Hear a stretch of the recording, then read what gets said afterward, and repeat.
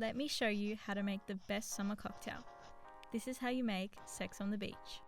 The ingredients you'll need are 1 ounce of vodka, peach schnapps, orange juice, and pineapple juice, 1.5 ounces of cranberry juice, 0.5 ounces of Chambord, and some ice, and of course an orange wedge and cherry to garnish.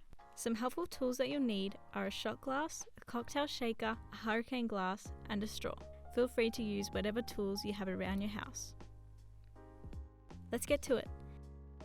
To begin, add ice to your glass of choice and set it aside. Step 2. For the first part of our cocktail, add your peach schnapps, pineapple juice, and orange juice into the shaker.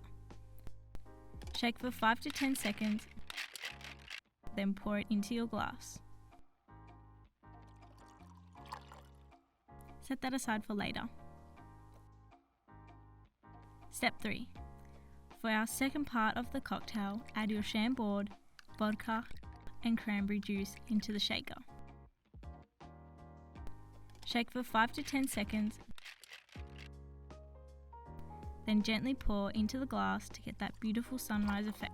Finish it off by garnishing with an orange wedge and sweet cherry.